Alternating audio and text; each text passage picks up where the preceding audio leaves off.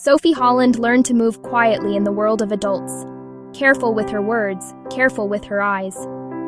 She grew up watching one man more than any other, Jesse Delansi, her father's best friend. He is older, steady, and kind in a way that feels like home. Her feeling for him is a constant, a quiet hum beneath the noise of her life, a secret she guards with a fierce, lonely dedication. Until an unexpected glance brings it all back, sharp and breathless. When she was old enough, Sophie kept her feelings locked away. She told herself it would pass, but the feeling only deepened. She couldn't tell her father, and shame sealed her silence with Jesse. Then, Sophie joins Jesse's company as a summer intern, hoping to keep control. But reality is different. Every meeting is a test, and he is there, in the same morning light. To him, she is the daughter of a friend he watched grow up. He builds rules to keep a safe distance, respect for her father, the age gap. But under his calm face, a storm grows. He feels drawn, guilty, afraid. He's impressed by her quiet intelligence, a protective urge far beyond duty. Dangerous, thrilling, terrifying. She hides, smiles, stays professional, telling herself nothing will change. Small touches happen. A late meeting, their hands brush. Conversations lengthen, coffee preferences, a private joke. Quiet rooms turn heavy.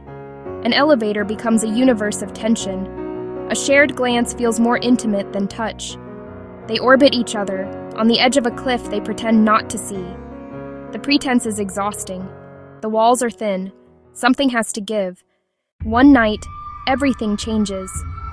A man steps from the shadows. She fights, she screams, someone hears, someone calls.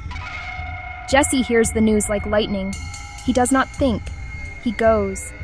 He runs to her, each step breaking his careful world. He rides with her, gripping her hand. White-hot fury, bone-deep fear. The mask is gone. She sees a man who came because losing her is unthinkable. In the hum of machines, the conversation begins. He admits his fear, the guilt of watching her grow, torn between loyalty to her father and his own heart.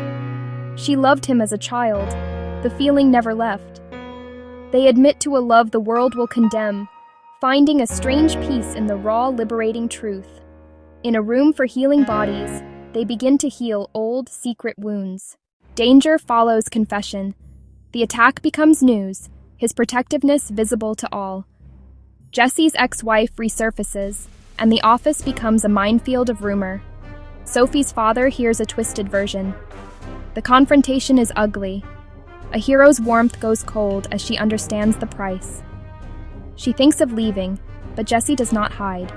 He does not run. He faces her father, asking only for time and a chance. He accepts the pain and listens. Sophie watches the two most important men in her life. Anger meeting resolve across a chasm. She could save the life they knew, or claim her heart. She is not a child being manipulated. She chose this love, a crush that grew in silence. She stands with Jesse, claiming her right to love, whatever the cost. The world shrinks and becomes more real. In the space they make together, Sophie builds her own life, proving her worth beyond being a daughter or intern. Their love is both storm and shelter, built on the unglamorous work of choosing each other again. They learn truth matters more than fear, facing anger with honesty and kindness. In time, her father sees love didn't steal his child. It remade family in an unexpected way.